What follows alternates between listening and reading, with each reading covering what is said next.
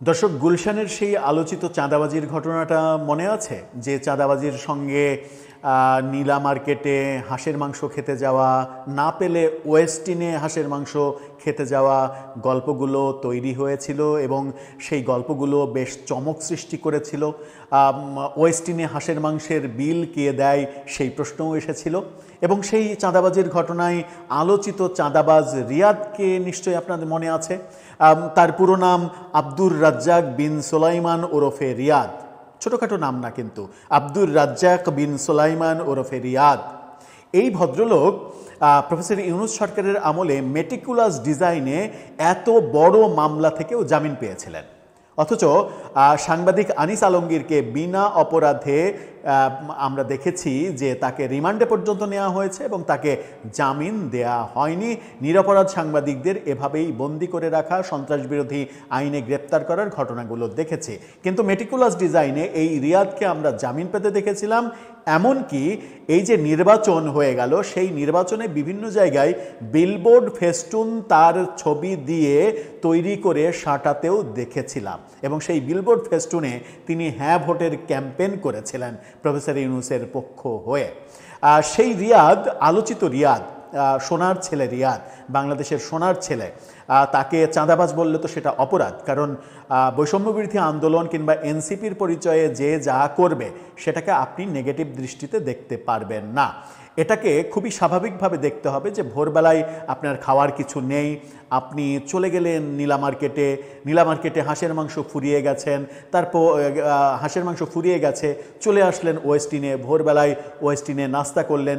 ব্যাপারগুলোকে খুবই স্বাভাবিকভাবে আপনাকে নিতে হবে। সেই রিয়াদ জামিনের পরে আবারও আর একটা কেলেঙ্কারিতে ধরা পড়েছেন, গ্রেপ্তার হয়েছেন এবং গিয়েছেন আবার জেলে।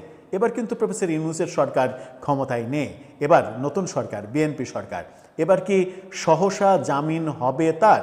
কিংবা ওই যে 40 লক্ষ টাকা চাঁদাবাজি সাবেক এমপি শাম্মীর বাসায় গুলশানে এবং তার সিসিটিভি ফুটেজ বেরিয়ে আসা, তার নেপথ্যের অনেক কাহিনী বেরিয়ে আসে এবং সেগুলোকে ধামাচাপা দেওয়ার অন্তর্বর্তীকালীন সরকারের চেষ্টা, সেগুলো কি বেরিয়ে আসবে? চলুন একটু জেনে দেখি কোন অভিযোগে, কোন কুকাম করে আবারও তিনি ধরা খেলেন, আবারও তিনি জেলে গেলেন। থাকবেন পলিটিক্স টিভির নিয়মিত আয়োজনে। সেই গুলশানের আলোচিত চাঁদাবাজ রিয়াদের কথা। সোনার ছেলে, বৈষম্যবিরোধী আন্দোলনের এবং এনসিপির শীর্ষ পর্যায়ে তার যথেষ্ট প্রভাব আছে বলে এনসিপির অনেক নেত্রী এবং বৈষম্যবিরোধী আন্দোলনের নেত্রী উমামা ফাতেমারাও অভিযোগ করেছিলেন। সেই সময় আমরা দেখেছিলাম নীলা ইসরাফিল, উমামা ফাতেমারা অভিযোগ করেছিলেন এনসিপির শীর্ষ নেতাদের সঙ্গে, গণতন্ত্রের ইমামের সঙ্গে, তারপরে হচ্ছে যে ক্যাপ্টেনের সঙ্গে, তারপরে উত্তরবঙ্গের জনকের সঙ্গে ছবিগুলো ভাইরাল হয়েছিল সেই সময়ে। সেই রিয়াদ এবার হত্যা চেষ্টা মামলায়, জাগো নিউজের শিরোনামটা দেখে নিন, সেখানে বলা হচ্ছে হত্যা চেষ্টা মামলায় রিয়াদ সহ 4 জন কারাগারে। হত্যা চেষ্টা কাকে করলেন তিনি? রাজধানীর প্রেসিডেন্সি ইউনিভার্সিটির শিক্ষার্থী নির্জন সর্দারকে হত্যা চেষ্টা মামলায় বৈষম্যবিরোধী ছাত্র আন্দোলনের সাবেক নেতা, এখন সাবেক নেতা বলা হচ্ছে, আব্দুর রাজ্জাক বিন সোলাইমান ওরফে রিয়াদ সহ 4 জনকে কারাগারে পাঠিয়েছেন আদালত। ঢাকার মেট্রোপলিটন ম্যাজিস্ট্রেট দিলরুবা আফরোজ তিথি শুনানি শেষে এই আদেশ দিয়েছেন। কারাগারে পাঠানো অন্য 3 জন রিয়াদুল হাওলাদার, আলিফ আহমেদ আশিক ও সায়েম শিকদার, তারা সবাই একই বিশ্ববিদ্যালয়ের শিক্ষার্থী। বৃহস্পতিবার রাত 8:30টার দিকে অভিযান চালিয়ে অভিযুক্তদের গ্রেপ্তার করেছিল পুলিশ। গত বছরের 26 জুলাই রাজধানীর গুলশানে সাবেক সংসদ সদস্য শাম্মী আহমেদের বাসায় চাঁদাবাজির অভিযোগে গ্রেপ্তার হয় এই আলোচিত অন্যতম জুলাই যোদ্ধা। আদালত সূত্রে জানা যায়, গ্রেপ্তার 4 জনকে আদালতে হাজির করে তাদের কারাগারে আটক রাখার আবেদন করেন মামলার তদন্ত কর্মকর্তা ও গুলশান থানার উপপরিদর্শক আরমান আলী। আসামি পক্ষের আইনজীবীরা জামিনের আবেদন করলে উভয় পক্ষের শুনানি শেষে জামিন নামঞ্জুর করে তাদের কারাগারে পাঠানোর নির্দেশ দেওয়া হয়। 1 মার্চ আবার শুনানির জন্য পাঠানো হয়। মামলার অভিযোগে যেটা বলা হয়েছে সেটা হচ্ছে যে মামলাটা কি? নির্জনের সঙ্গে অভিযুক্তদের পূর্ব শত্রুতা ছিল। বৃহস্পতিবার বিকেল 3:30টার দিকে বিশ্ববিদ্যালয়ের 4র্থ তলার 412 নম্বর কক্ষে তাদের মধ্যে কথা কাটাকাটি হয়। বিশ্ববিদ্যালয়ের স্থায়ী ক্যাম্পাস ও সমাবর্তনে অংশগ্রহণ বিষয় নিয়ে আলোচনার এক পর্যায়ে পরিস্থিতি উত্তপ্ত হয়। অভিযোগ অনুযায়ী এক পর্যায়ে রিয়াদের নির্দেশে রিয়াদুল ও সায়েম চেয়ার দিয়ে নির্জনের পিঠ ও বুকে আঘাত করেন। পরে রাজ্জাক ধারালো অস্ত্র দিয়ে নির্জনের মুখে আঘাত করলে তিনি গুরুতর আহত হন। এছাড়া তাকে এলোপাথারি মারধর করা হয় বলেও এজাহারে উল্লেখ করা হয় এবং সেই মারধর রিয়াদ নিজে করেন। নির্জনের সহপাঠী এবং কয়েকজন শিক্ষক এগিয়ে এলে তাদেরও হুমকি দেওয়া হয়। এই রিয়াদ তাদের হুমকি দেন। পরে খবর পেয়ে গুলশান থানা পুলিশ ঘটনাস্থলে পৌঁছে পরিস্থিতি নিয়ন্ত্রণে আনে এবং অভিযুক্তদের আটক করে। এই ঘটনায় শিক্ষার্থী নির্জন সর্দার বাদী হয়ে রিয়াদ সহ 11 জনের নামে গুলশান থানায় হত্যা চেষ্টা মামলা দায়ের করেন। মামলায় অজ্ঞাত পরিচয়ে আরও 10 থেকে 22 জনকে আসামি করা হয়েছে। মানে একটা ব্যাপার, নির্জনও তো বোকা আসলে, যে এত বড় একটা নেতা, সেই নেতার সঙ্গে আপনি বাগবিতণ্ডায় যাচ্ছেন, বৈষম্য বিরোধী নেতা, এটা তো ছেলেখেলা ব্যাপার নয়।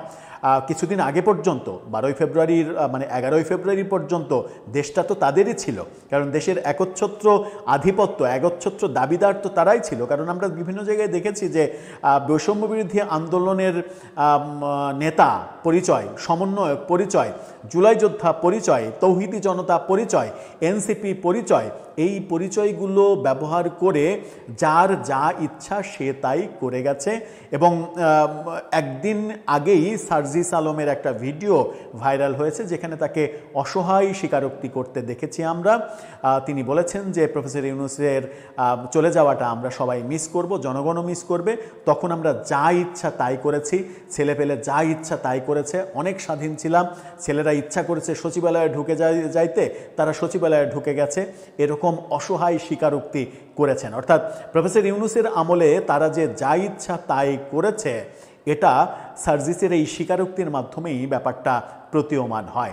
সুতরাং মানে নির্জনেরও তো একটু মানে বুদ্ধিশুদ্ধি থাকা উচিত যে একজন বৈষম্য বিরোধী নেতা, তাও আবার গুলশানের আলোচিত এত বড় একজন চাঁদাবাজ, 40 লাখ টাকা তো আর ছোটোখাটো ছিচকেরা নেয় না।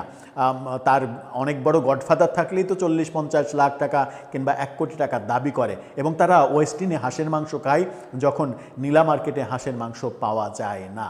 দর্শক, এখন কি ভিন্ন চিত্র দেখব আমরা? একেতেই সরকার যখন বলেছে পুলিশ হত্যাকাণ্ডের বিচার হবে, তখনই অনেকের টনক নড়ে গেছে এবং সেটার বিরুদ্ধে এক ধরনের মানে সোচ্চার হওয়ার এবং আন্দোলনের হুমকি নতুন সরকারকে দেয়া শুরু হয়েছে। এরই মাঝে মজার একটা তথ্য দিয়ে শেষ করি। গত রাতে দেখেছি যে এনসিপির যে আজকে প্রতিষ্ঠাবার্ষিকীর ইফতার মাহফিল, এবং সেই মাহফিলটা হবে আবাহনী মাঠে। আবাহনীটা ফ্যাসিস্ট সরকারের তৈরি করা ক্লাব। আবাহনীর প্রতিষ্ঠাতা শেখ কামাল বঙ্গবন্ধু পুত্র, সেই আবাহনী মাঠটাকে বেছে নেওয়া হয়েছে ইফতারের জন্য। সেখানে প্রধান অতিথি হিসেবে আমন্ত্রণ জানানো হয়েছে স্বরাষ্ট্রমন্ত্রী সালাউদ্দিন আহমেদকে, যিনি ঘোষণা দিয়েছেন জুলাই আন্দোলনে পুলিশ হত্যাকাণ্ডের বিচার হবে, তদন্ত হবে।